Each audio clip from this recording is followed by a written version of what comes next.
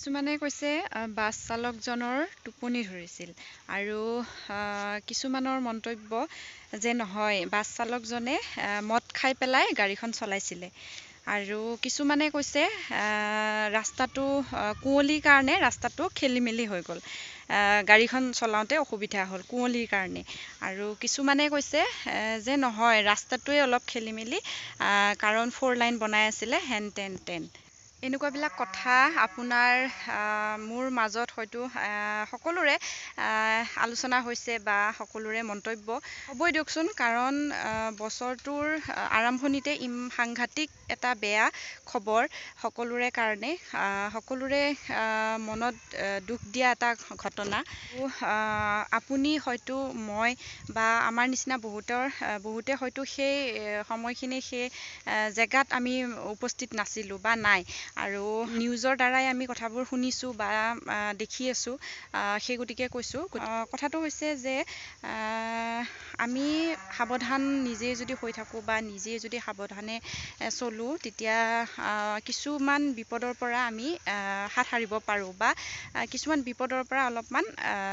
মানে বিপদ নোহোৱাকৈ থাকিব পাৰোঁ নহয় জানো। বছৰটোৰ আৰম্ভণিতে আমি সকলোৱে বিচাৰোঁ যে বছৰটো ভালে কুশলে পাৰ হওক ভালে কুশলে যাওক নতুন বছৰটো আৰু সঁচাকৈ বছৰটোৰ আৰম্ভণিতে ইমান এটা বেয়া ইমান এটা সাংঘাতিক দুখ লগা এটা ঘটনা শুনিবলৈ পাই সকলোৰে মনত বেয়া লাগিছে সকলোৰে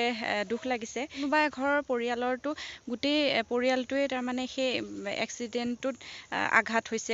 মানে গোটেই পৰিয়ালটোৰে গতিকে বহুত এটা ভয় লগা এটা ঘটনা কাৰ দুখৰ কাৰণে এনেকুৱা এটা দিন আমি দেখিবলৈ পালোঁ শুনিবলৈ পালোঁ বা কাৰ দুখৰ কাৰণে এনেকুৱাবোৰ হ'ল ইমান এটা ডাঙৰ এক্সিডেণ্ট সেইবোৰতো বাদৰৰ কথা মানে সেইবোৰতো দূৰৰে কথা কিন্তু যিসকল ভুক্তভোগী হ'ল সেই এক্সিডেণ্টটো তেওঁলোকৰ কি দুখ আছিল কিছুমান কথা মানে এনেকুৱা থাকে বা কিছুমান কথা আমি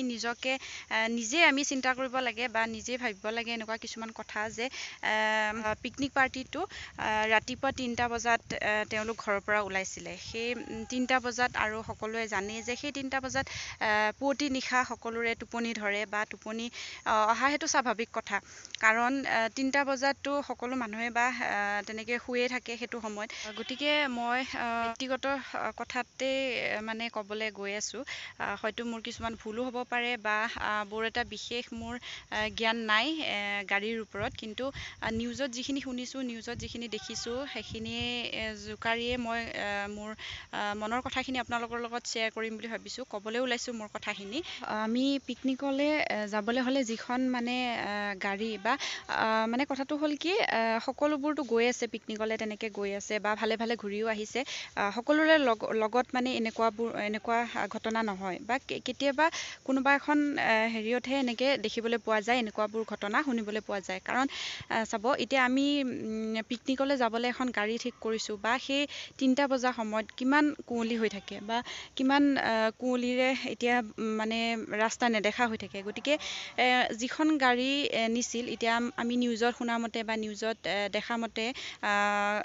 সেই গাড়ীৰ মানে যিখন গাড়ী লৈ গৈছিল তেওঁলোকে পিকনিকৰ কাৰণে সেই বাছখনৰ বোলে ফিটনেছ নাছিল আৰু ইঞ্চুৰেঞ্চ নাছিল মই নিউজত চাইহে কৈছোঁ দেই কথাখিনি কিন্তু এতিয়া সেই চাবলৈ গ'লে এতিয়া চাব সেই গাড়ীখনৰ মালিকজন কিমান মানে ছিনচিয়াৰ হয় সেই গাড়ীখনক লৈ পেলাই গতিকে তেনেকুৱাবোৰ কথা সৰু সৰু কিছুমান কথা বা বহুত এনেকুৱা ডাঙৰ ঘটনা হৈ যায় ঘটনা ঘটি যায় আমি কিছুমান সৰু সৰু কথা আমি নাচাওঁ জুকিয়াই কিছুমান কথা আমি গুৰুত্ব নিদিওঁ সেইবাবে এনেকুৱা ডাঙৰ ঘটনাবোৰ আমি শুনিবলৈ পাওঁ গতিকে সেই গাড়ী মালিকজনেও চাব লাগিছিল বা চকু দিব লাগিছিল যে ইমানজন 50জন মানুহ সেই গাড়ীখনত গৈছে গতিকে আৰু যিজন ড্ৰাইভৰে সেই বাছখন চলাই গৈছে বা তেওঁ ভাবিব লাগিছিল কথাটো তেওঁ জানিব লাগিছিল যে তেওঁ সেই 50জন মানুহ যে সেই গাড়ীখনত লৈ যাব যে তেওঁ পাৰিবনে নোৱাৰে সেই পুৱতি নিশা বা সেই ৰাতিপুৱা সময়ত তেওঁ গাড়ীখন চলাই নিব পাৰিবনে নোৱাৰে বা কথা তেওঁ সেইখিনি কথা জানিব লাগিছিল বা নিজে ভাবি চাব লাগিছিল বা কিছুমান এনেকুৱা থাকে কিছুমান গাড়ীৰ চালক এনেকুৱা থাকে যে কিছুমানে ৰাতি গাড়ী চলাব নোৱাৰে বা ৰাতি গাড়ী চলোৱাৰ অভ্যাস নাথাকে কিছুমানে দিনত চলায় বা ৰাতি মানে ৰাতি চলোৱাৰ অভ্যাস নাথাকে, তেনেকুৱা কিছুমান কথা আহি পৰে। গতিকে তেওঁ সেই ড্ৰাইভাৰজনেও ভাবিব লাগিছিল যে তেওঁ যদি নোৱাৰে বা তেওঁৰ যদি ইমানখিনি কেপাচিটি নাছিল তেনেকৈ গাড়ীখন চলাই নিয়া, বা সেই ৰাস্তাটোও এতিয়া তেনেকুৱা এটা এনেকুৱা কুঁৱলীৰ সময়ত সেই ৰাস্তাটো তেওঁ যদি আগতে গৈছিল নে যোৱা নাই, সেই ৰাস্তাইদি তেওঁ গাড়ী চলাইছে নে চলোৱা নাই, তেনেকুৱা কিছুমান কথা আহি পৰে যে সেই চালকজনে সেই ৰাস্তাটোৱেদি যদি গৈছিল আগতে, বা কিছুমান আইডিয়া পায় ন তেনেকৈ আগতে যদি গৈছিল সেই ৰাস্তাটোৱেদি, বা কিছুমান আইডিয়া পায় তেনেকৈ যে ইয়াতে এইখিনি জেগাত এটা গাঁত আছে বা এইখিনিত সাৱধান হৈ যাব লাগিব, তেনেকুৱা কিছুমান কথা আহি পৰে। গতিকে তেওঁ চাব লাগিছিল যে, আৰু তেওঁ যদি নোৱাৰে বা ইমান যদি তেওঁৰ আগতে যদি যোৱা নাছিল বা ৰাস্তাটো যদি ভালদৰে চিনি পোৱা নাছিল, তেওঁ সেইখিনি চাব লাগিছিল। গতিকে তেওঁ জীৱনটোৰ লগতে আন 10জনৰো জীৱনটোৰ লগত খেলাৰ কোনো অধিকাৰ নাই তেওঁৰ। সেই গতিকে তেওঁ উস্তাদি মাৰিব নালাগে। কিছুমান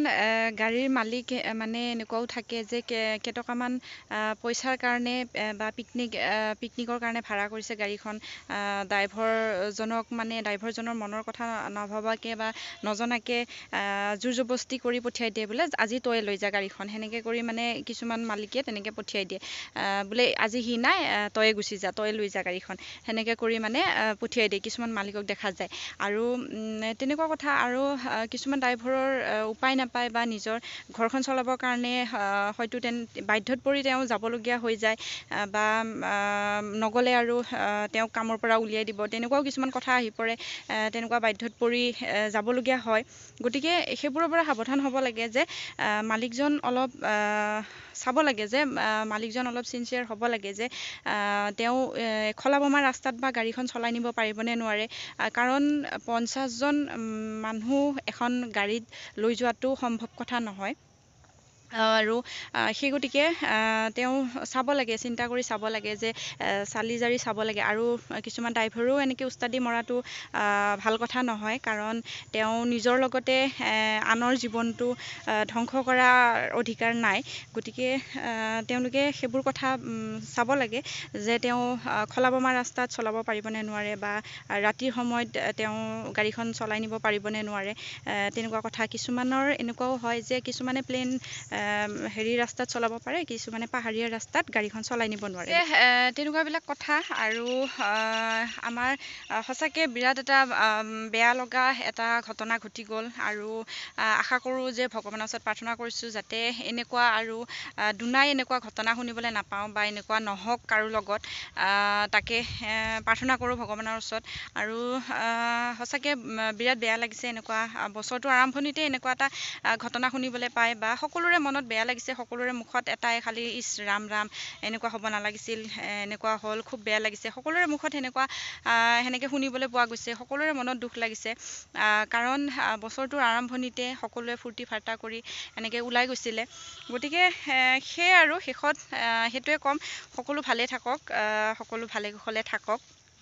তাৰে কামনা কৰোঁ। আৰু যিসকলটো এই পৃথিৱীত নাই, তেওঁলোকৰ পৰিয়াললৈও শ্ৰদ্ধাঞ্জলি জ্ঞাপন কৰিছোঁ। আৰু যিসকল অসুস্থ হৈ মেডিকেলত ভৰ্তি হৈ আছে, তেওঁলোকেও যেন সোনকালে সুস্থ হৈ উঠক, তাৰে কামনা কৰিছোঁ। আৰু ইমানতে আজি মই হিমাদ্ৰীয়ে ভিডিঅ'টো সামৰিছোঁ। ধন্যবাদ।